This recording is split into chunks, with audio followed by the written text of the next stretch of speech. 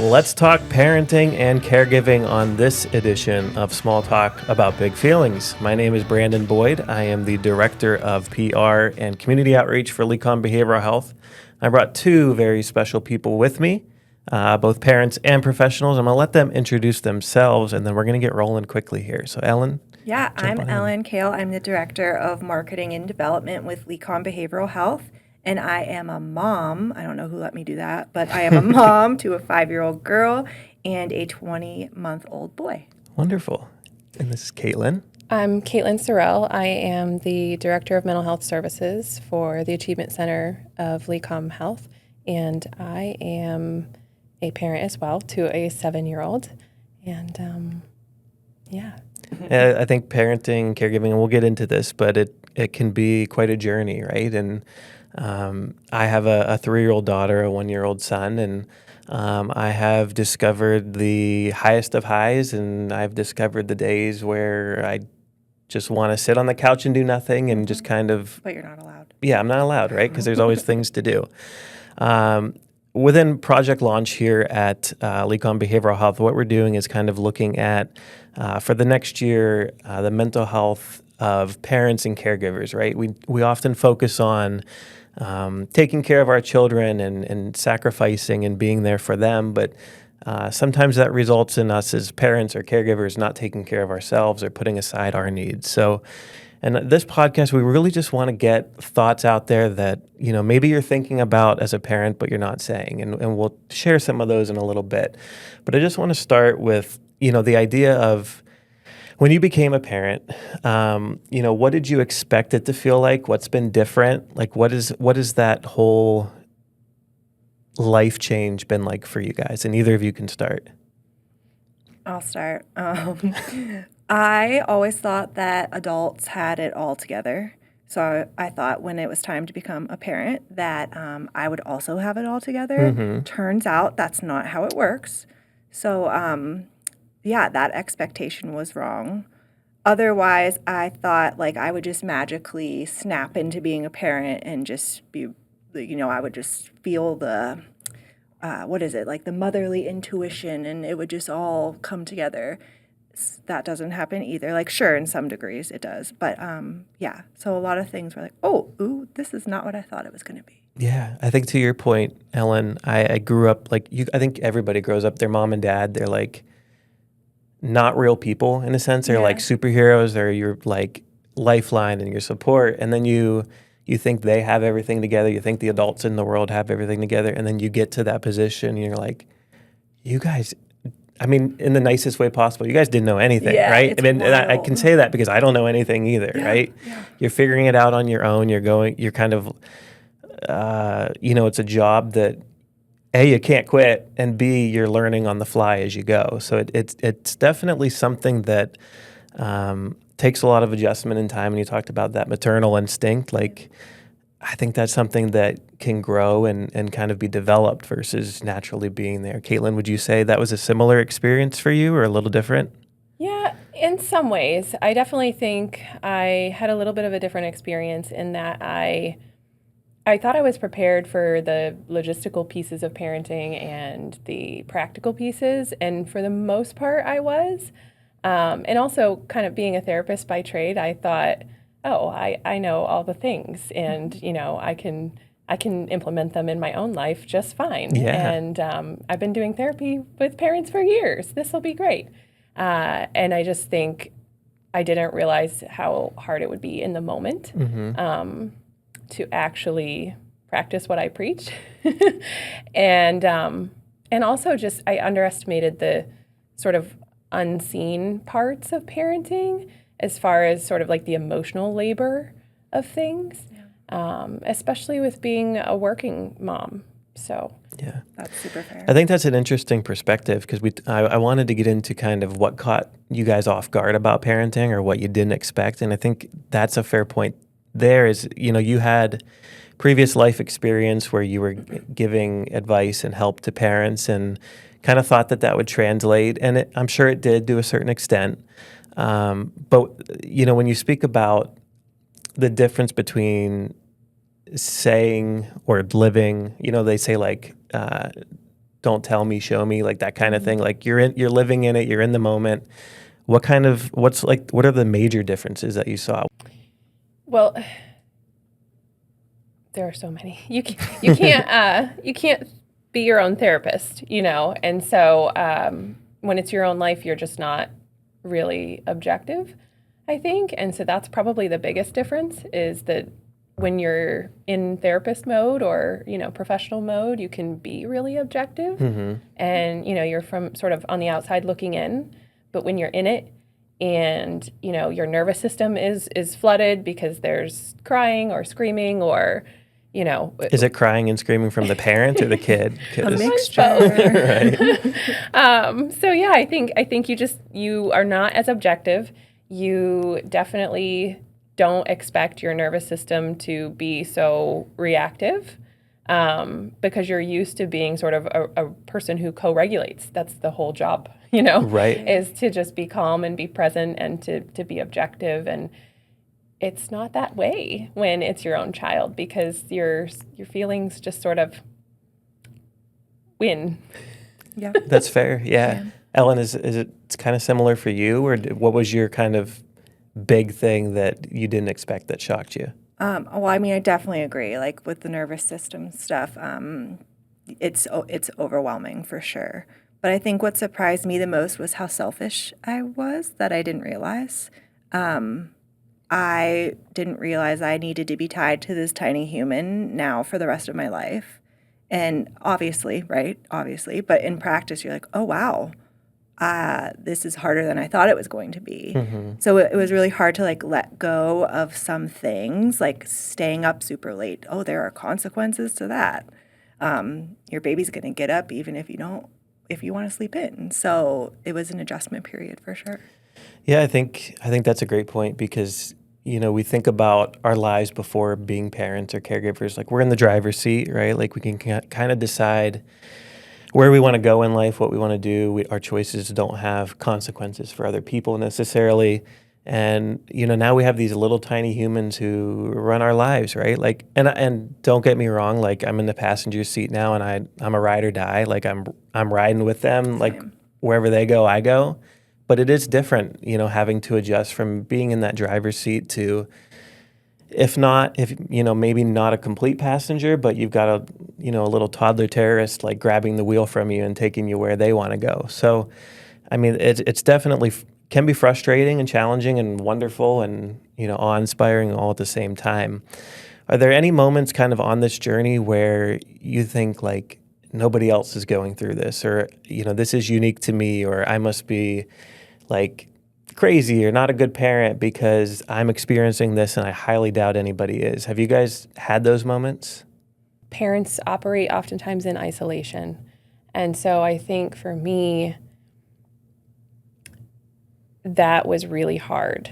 That there's a huge sort of identity shift that takes place. And so it's sort of a constant push-pull feeling. And so I guess there's sort of a comparison piece too, I think, with social media and everything I wanted that's to out get there. into that. Yeah, there's a lot of just shame and comparison that makes you feel like you have to have it all together. I just tell myself they're lying. Yeah. Right. And they probably are. But I mean, you go on social media and it's like, here's my cute kid and they learned how to walk and they're doing this. And nobody's like, here's my bite mark from when they threw a tantrum. Like Right. we don't share those moments out loud or, as often maybe as we should. I found a lot of comfort randomly. I didn't have a lot of mom friends, but when I had my first baby, on like a Reddit thread, because I think there was some layers of walls dropped if you didn't know people. And so it was like a bumps group of February, and everyone would be like, hey, is anyone else experiencing this? And since it was like hundreds of people, you would often find someone that was indeed experiencing the thing. Yeah. So there was a lot of comfort in that. So there's different avenues too. Yeah. Where you can get that Yeah. early intervention connection or whatever, that kind of normalization feel. Yeah. Katelynn, from like a professional perspective, do you think there's a stigma to kind of talking about struggles with parenting? Do you think there's benefit to being, something like Reddit? You have a username, you're relatively anonymous, you're able to talk maybe more openly about like my kid has green poop, or my kind of some of the stuff that isn't necessarily socially acceptable, or you don't want tied to your name, right? Well, I mean, Ellen, you said normalize, it can normalize things. So I think any opportunity we have to normalize struggle of any kind is important, and it's probably one of the most important things that providers can do in general is just create a safe space to share and to allow people to feel open, or as if it's okay to be open.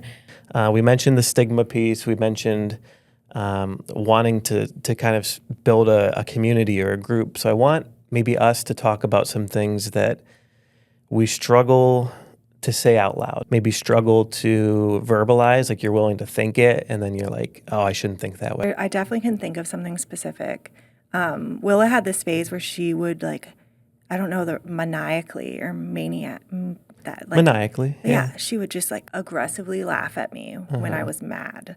And I was like, oh no, have I made a bad seed? Is this one rotten? Should we put it back? Right. I don't know. Right. And I'm like, I probably shouldn't say that out loud. Here we are. Yeah, you're on a podcast now. Yeah, so you said it out loud into a microphone, recorded forever. So she knows I think she's a bad seed, but I love her anyways. I think overall there's just a lot of pressure to perform as a parent, especially, regardless of what you have going on. And a lot of parents sort of perform on the surface, but are just surviving on the inside. Yeah. And I think that's normal. But it sometimes almost feels embarrassing to say if you're struggling, because you get this perspective, or your brain enters this space where things become either or. If I'm doing something for myself, I'm selfish. Yeah. If I'm not enjoying my time with my kids, I'm not a good parent, or I don't love them enough. And I think that, it's natural for our brains to try and do that, to kind of enter that either or thinking space. But I'm constantly trying to remind myself that two things can be true at the same time. And I can love my daughter with all my heart and still be frustrated with her, and still be exhausted, and still be overwhelmed. Yeah. And that's okay. That's what I said. That's what you said? Yeah. Yep. So I'm actually going to take what you said and throw it back to Katelynn. Okay. If a parent says, I think I made a bad seed, this is concerning. What is that? A healthy thought? Is it an unhealthy thought? Is it normal? What is your experience been as being in this kind of professional world versus just the parenting world? Yeah, I think that honestly, if something is showing up for us, the worst thing we can do is just push it back down or ignore it. Yeah. And so it's absolutely healthy to allow it to sort of be acknowledged. Do we act on that, or, make plans based on that? Not always, right? Because our autopilot sometimes is not the best initial response, but it's super important to acknowledge it, because that's information, and I think anytime things are showing up, whether it's thoughts, feelings, behaviors, it's data. And so we can take that information and use it to figure out, okay, well, what is maybe the unmet need here, and so I think it's important for parents to feel, again, safe that they can bring that up, and safe to acknowledge it, and acknowledge that it's okay. I can be worried about my child's future based on their behavior right now, and I can still love them and be a good parent. And so just acknowledging it, using that information to inform maybe what's missing, or what you need more of or less of. Yeah. In order and maybe considering, let's be honest, kids are weird. They're right? really weird. I like it, but they're weird. I love my kids, but they can be weird. There are things that, as we've grown, we've learned are atypical or not socially acceptable, that they're still learning, right? And we may, as parents, be applying kind of that same judgment or those same rules to them, and they don't know them yet, right? So that idea of maniacally laughing, maybe you've wanted to do that before and you just have the control not to, right? Like Yeah, that, it's a yeah, possibility. that's fair. So maybe I'll put you on the spot a little bit here, Katelynn, and I apologize. But I have an idea of a couple different thoughts that parents may have as a result of their kids' actions. And I just want you to maybe tell me like what that might be saying or what we can do about those thoughts. And you I didn't will know this try. was coming, so I will try. just do your best. If a parent has a rough day with their kid and they say, I don't like my kid today, in their head. I think that's fair. I mean, it's important to acknowledge it, whether it's within yourself or with a close friend or family member. But I think that tells us that, like you said, maybe they're overwhelmed. Maybe they are running on empty. Their capacity is just low. And so, maybe that tells us that the parent needs to do some self-care or make that part of their regular routine. Maybe that tells us that they're not connecting with their kiddo for whatever reason. Maybe the child is, they don't have enough time to connect, or parent is at work and maybe is present physically but not mentally. It could mean so many things, but I think, again, it's just sort of being able to pause and take that information and then use it to inform your next steps. Yeah. What about my kid is bad and it's my fault? Sometimes that's true, right? Right? I was gonna say. Caitlin's like, sorry, guys. Sometimes that's true. Yeah. And, kids are resilient and people, can learn and we can change behavior. And so, I think as a parent, I always try to acknowledge what can I do first. What do I have the power to control? And that's always me. And so, if my kid is behaving in a certain kind of way, I sort of take that as information, not in a way that shames or blames myself, but says, what can I do to change this? Or, how can I influence this differently? What about the idea, just the general thought, I'm a bad parent. I'm not doing enough. What does that say? What is, like, I'm sure all of us at some point have had that thought. I think struggling is not failing, though. So it's okay to struggle.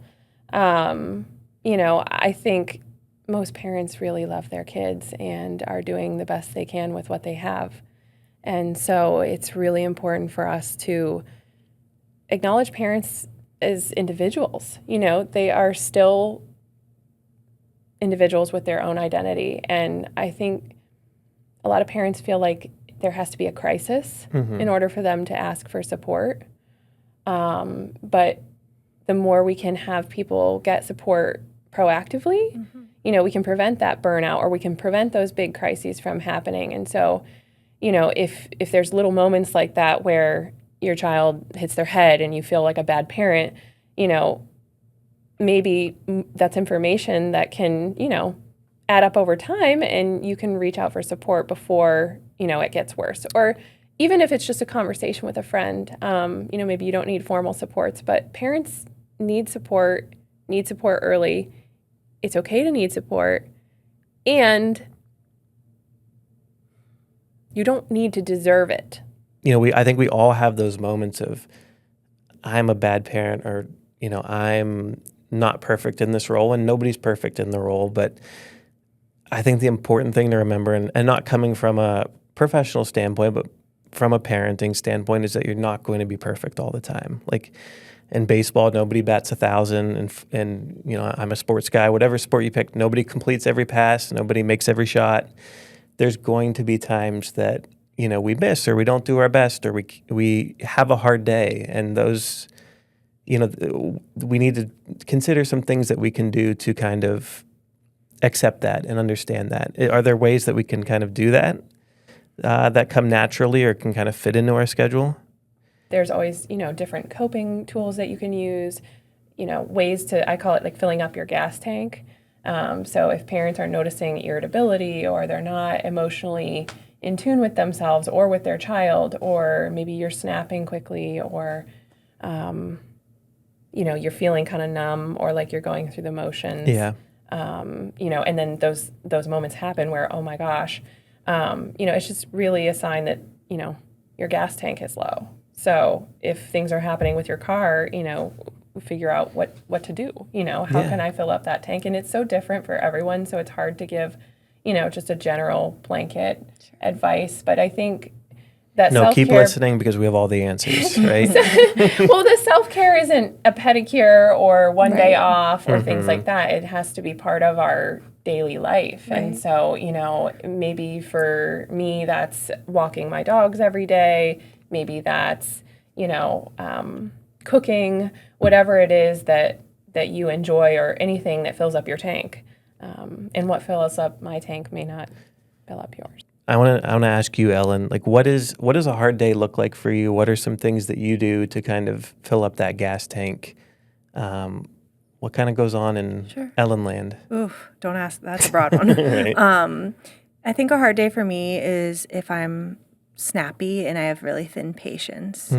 And that's usually a sign to me, like you're saying, a data point that I need to do something different with me to show up differently and better. So sometimes that looks like not going to sleep too late because I am someone who needs a lot of sleep for some reason, and making sure I have things set up for the next day so that I'm helping future Ellen prepare for better patience. Katelynn? The reality is our kids don't need us to save them. They need us to save ourselves. And I'm stealing some paraphrased quote from somewhere, I'm sure, but really the self-care is for your kids. Doing things for yourself. That is so important to say because someone said that to me once and I've held on to it like with a solid grip. Like you need the self-care so you can show up better for them. Right. And it just was like giving me permission. Yeah. That is stuck. So I'm glad you pointed that out. And it really is for your kids because the best thing we can do is teach them how to function in real life. So if we are showing them that pushing all of our needs down and blowing up is the way, then they are going to go from 3-year-olds that are maniacally laughing to 15-year-olds and 25-year-olds that are doing that same thing because they don't know how to manage what's going on inside of them because we haven't showed them. And that's one of the most powerful tools as a parent is modeling. It's the number one way that kids learn. So really taking care of ourselves is the best thing we can do for our kids. I want to speak. I mean, we're in obviously a position where we all work for an organization that provides help to not just parents, but children, adults, families in general. What is something that you guys, Ellen, as you're working on marketing some of the services that we have, Katelynn obviously being in them, what is something that you wish parents or caregivers knew about getting help that maybe they don't know? If you're even thinking about maybe needing help, then that's information, again, that maybe we should just reach out. It's always better to be safe than sorry. So if you reach out and you don't need the help, well, you don't need it. But at least it's there. So I would say reaching out early. If you are, able and you have the resources to do your homework first, that can be beneficial to make sure that you're getting into the right sort of program or type of help. Yeah. But if you're not sure, oftentimes you can start with people you're already connected to. So like your primary care physician or, your child's school, might give you some starting points. So I think oftentimes people are intimidated because you look at the behavioral health system and go, whoa, this is a big thing. And none of it makes any sense, from the outside looking in. Yeah. And so people sort of have this sort of overwhelm and just inaction. But I think, if parents are overwhelmed, they can at least start with the school or their primary care physician or, if you have friends that work in the field or, people that have experienced these things before, definitely reach out within a space you're comfortable. But also, our entire job is, to help and to support. And I think everybody who works in this field really genuinely wants to provide that. We're all here because we want to be. Yeah. We didn't just sort of fall into this work. So it matters. And, reaching out hopefully will be a smooth process or at least a process where you feel cared for. Yeah. And Ellen, I know that this is your personal experience, so if you don't want to share it, I'll cut it out later. But you actually had, kind of a direct introduction to learning about the system through getting help for your son through early intervention here at the Achievement Center. What was that process like in terms of, from the parent side of things? It's not one-to-one in terms of maybe getting help for yourself or treatment for yourself, but what was it like navigating the system, now that in a way you're in it as well? Like what happened in that process that you didn't expect? Like, can you talk a little bit about kind of that, how that went with your son? Yeah. Well, I would definitely agree with you, Katelynn, that when I was determining if I should seek help or not, it was like, why not? The worst thing that could happen is he doesn't need the help, which is a good thing. So let's do it. He wasn't rolling over at when he should be, and I was like, I think he's just lazy. But like, let's dig into this a little bit. Yeah. The humans that were carrying you through the processes kept you grounded in what you needed to know. So that was, I think, really helpful as you went through. Yeah, and you got to pick your own provider. And so, of course, I picked Achievement Center. I'm like, let's see what they got. Got to test your own organization, yeah. So shout out to Jamie, because my little boy is walking now. Yeah. Like, he kind of looks like a drunk, but he is walking. Okay. So I don't know if that answered the question, but it does. It was worth doing the ask. We've talked a lot about kind of the, not necessarily the negative side, but just like self-doubt and kind of the things that we go through. What are some of the biggest benefits to being a parent? Or what do you love most about being a parent? What brings you joy in being a parent? I want to talk about some of those positive things or those funny things. Ellen and I were talking briefly before we were on here. I liken taking care of my kids to taking care of, my friends who have had too much to drink, right? Like, there's no self-control. They do what they want. They don't listen. I have, a story myself where I was a younger age. I was out at Docksider, RIP, and I had too much to drink, and I was on the stage, and you guys probably don't watch wrestling because you're not losers, but there's this wrestler, Triple H, who, when he comes out, he drinks some water and spits it into the air. Oh, no. And so I had my drink, and I was chewing up the ice and spitting it into the air.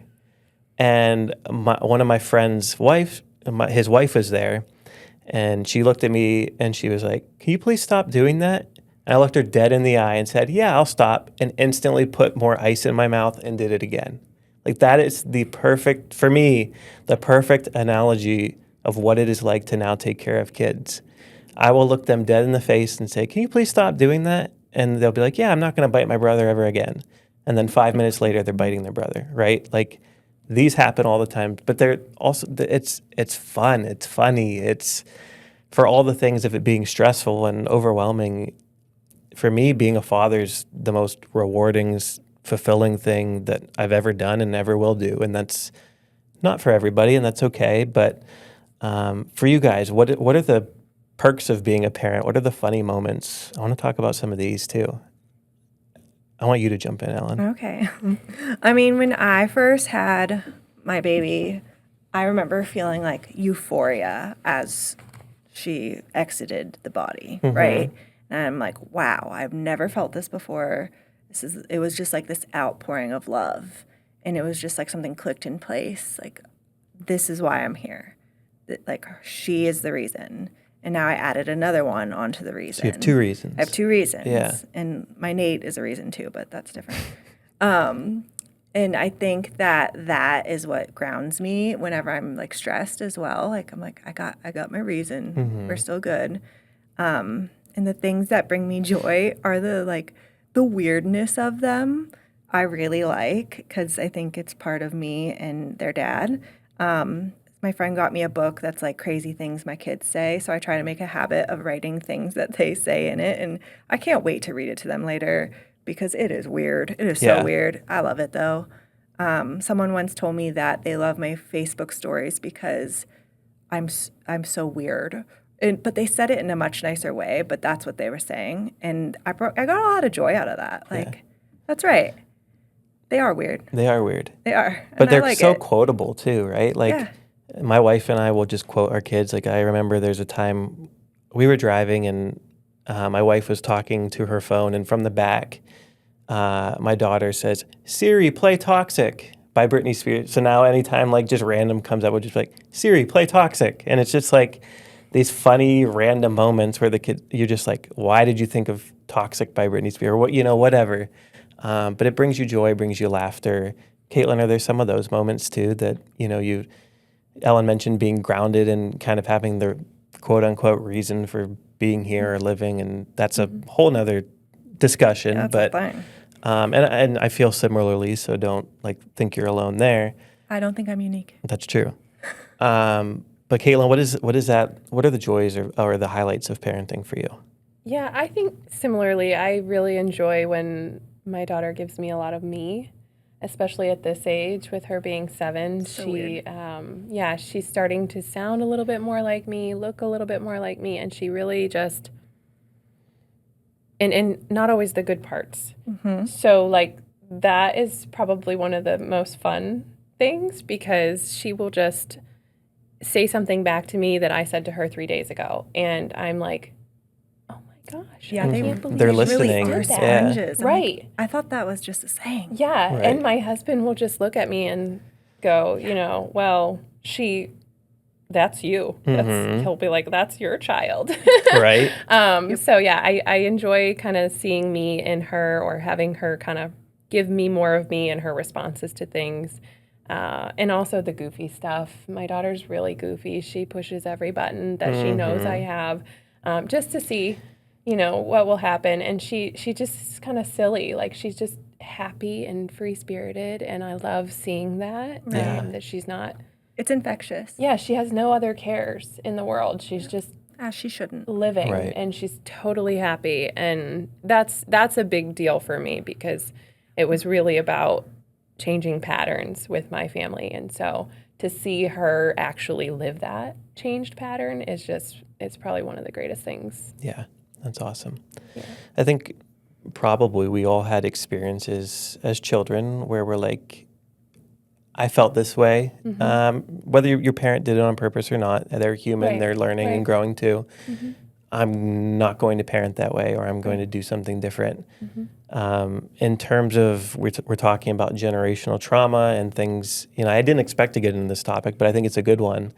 In terms of the influence that maybe your childhood had on your parenting, how do you balance those things? Because you don't want to go too far on the other side, right? Like if you as a child, were kind of out on your own and had to do everything by yourself, you don't want to be like a book bag that's attached to your kid and going with them Right. everywhere. You want them to still learn and develop and grow on their own. How do you find that balance with, and maybe that's something you're a lot still of work. learning as you're going. Yeah.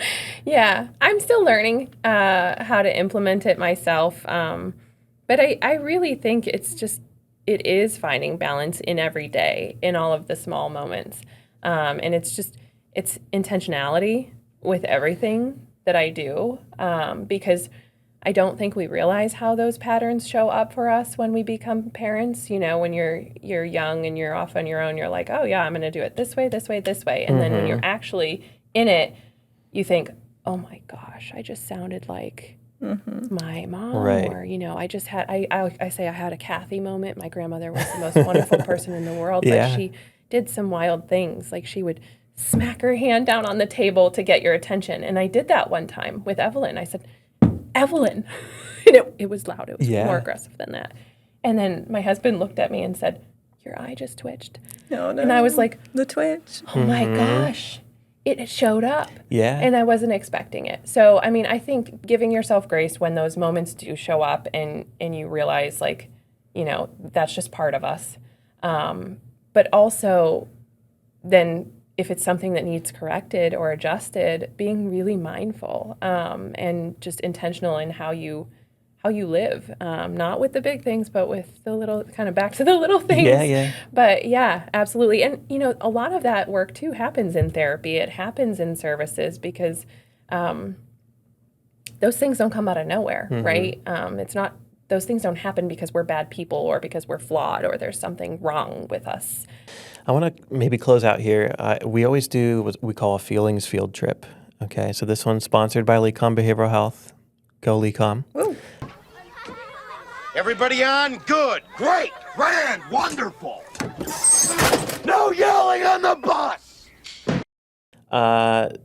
Today we're going to be in a situation where maybe we're overwhelmed or struggling as a parent. Probably not hard for us to imagine because we've been there.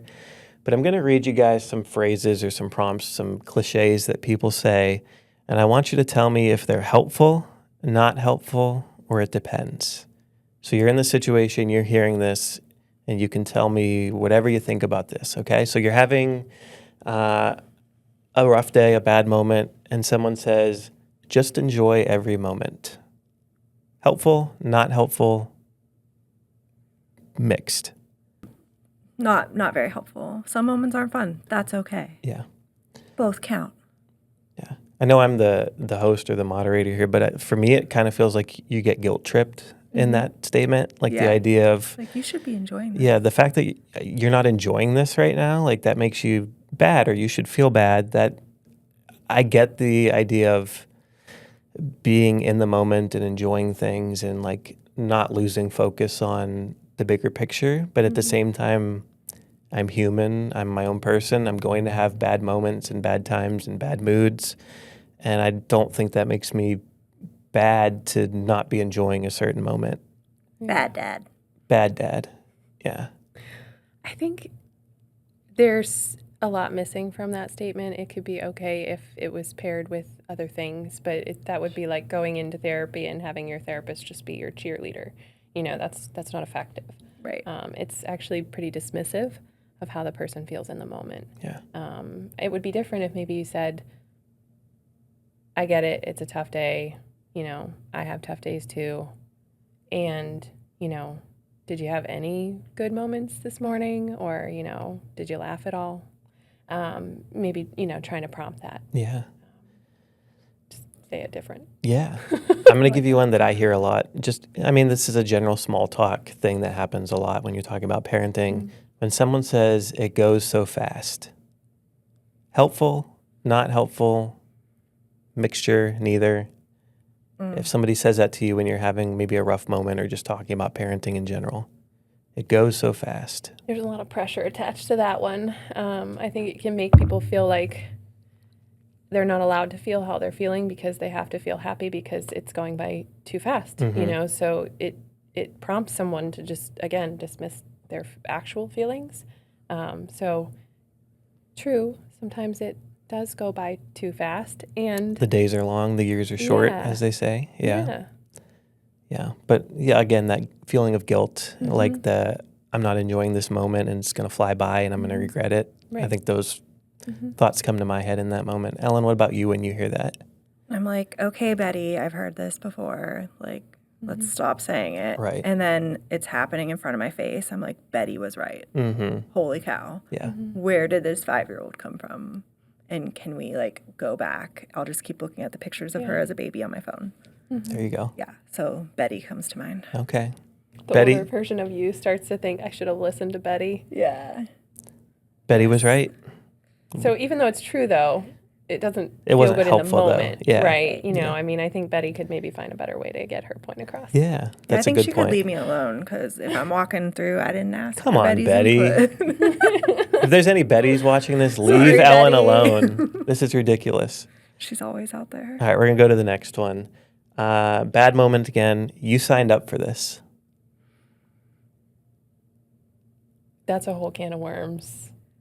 I mean, not helpful, but in the back of my mind, I'm like, that's true. Like, that's the whole. I didn't sign up for any tantrums or anything. I signed up for the whole package. Was there a contract? right? Like, did we? That's fair. That's fair. Like, Yeah. okay, yes. But I get what you're saying. Like the idea, you chose to become a parent, or however you became a parent or caregiver. That's the reality is there's good and bad. But I think that's it too. Like saying that the two things can exist at once. Like I think I guilt myself when I hear it. Like, oh yeah, I did sign up for this. yeah, But it can be hard and I could have signed up for it. What do you think, Katelynn? I think sometimes it's more about how you say it and less about what the words are. So again, if you're connected with somebody and you're engaged with them, you're Like, in tune. you signed up for this. Right. No? Still doesn't feel great. I'm like, no, that doesn't work for me. Still doesn't feel great. Yeah. But I mean, you can say, I know sometimes it really sucks. And remember that you wanted to be a parent. Yeah. Yeah. Like, take you back to the Yeah, I roots. think that's a healthy reframe. Like, even though this moment might be bad, remember the reasons you chose this. And Right. yeah, Yeah. I like it. That's why you do the job you do, Right? Caitlin. You belong where you are. Meanwhile, we're I in belong marketing not and, there. and outreach, and we just talk. Just talk. Yeah. Sometimes, though, you put your foot in your mouth as a therapist and think, oh, no, I made a mistake. Right. How am I going to recover from that? That's fair. You know? That makes you human. Exactly. What about maybe you're having a bad moment consistently and someone says, ask for help if you need it. Is that helpful, not helpful, or mixed? This goes back to the idea that it takes a village, right? And I feel like our generation doesn't have a village like they might have used to. So it's less helpful. It's like, okay, where am I getting this help? That's fair. I don't know. It's complex. Yeah. And that's just me, and I am not the professional. Yeah. I mean, Caitlin is somebody who provides help. Is that a helpful statement to say, ask for help if you need it? I think so. Need is where it gets tricky, though, because sometimes you need help when things are not on fire. And I think there's so much pressure and there's a lack of community in a lot of ways. Like you said, our generation does not have a village a lot of the time. We're trying to parent in isolation. And so people feel like, okay, I can ask for help if I need it. Like if I get in a car accident, I can ask my neighbor to be home for my kid getting off the bus. But if I'm having a really hard day emotionally and I can't be present for my kids, I should just suck it up. Yeah.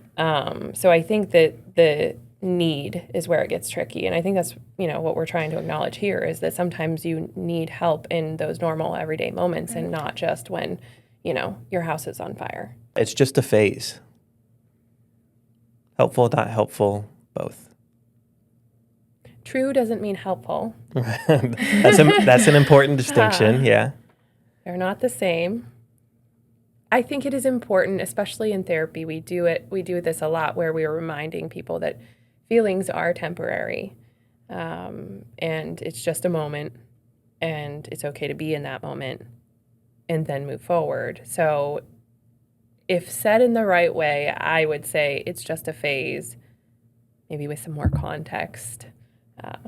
Could be helpful depending on your relationship with the person. If it's Betty at the grocery store, no. Like, shush, Betty. Probably not. You got to stop picking on Betty. None of your business, Betty. Yeah. But Barbara. if it's a close friend, and they're just You picked the reminding you. You picked the most Karen, I thought interesting Karen was names. Karen. We yeah. know too many Karens. Yeah. It's just a phase, Ellen. Good, bad. To me, it sounds like it's just a season, or you go through seasons, and I like that because it shows me there's a light at the end of the tunnel if it's a really bad season. I know there's a lot of bad ways it can be taken and all of that, but for me, it's like, okay, I can make it through if it's just a season. If I'm going to be tortured for the rest of my life, which is likely, but still. Yeah. But what if I push back on that in the idea that we're in Erie, we get a lot of snow. We've had days where we're quite literally snowed in. In the moment, it sucks, right? Like the idea that it's just a season or just a phase. Like, no, I'm stuck in my house now and I have to go shovel a foot of snow off my car. Like, you're still living it currently, and it's still frustrating or overwhelming. Is it an important reminder to remember that it's temporary, or is it better, or do you need a combination of also an acknowledgement that it's also rough in this moment? I think for me that it ignites a little flame of hope. It's like, it'll be okay. And then I have like both things existing at once. Like, man, this is rough, but I have hope. And the hope like keeps the motivation going. That's me though. Yeah. Katelynn, anything to add? I just think for any of those statements, really, if you are acknowledging the feeling that currently exists and then saying the statement, whatever the statement is that follows, it might be okay because it's a both and, not an either or. Yeah. But just those statements alone every single one of them can feel dismissive. Sure. Well, thank you guys for going on our feelings field trip, sponsored by LECOM Behavioral Health. What a ride. So we're going to put this podcast to bed. No tantrums, no stories to be read. Just a simple goodbye for Ellen, for Katelynn. I'm Brandon. Thank you for listening to Small Talk About Big Feelings. We'll see you next time. Peace. Bye. There we go.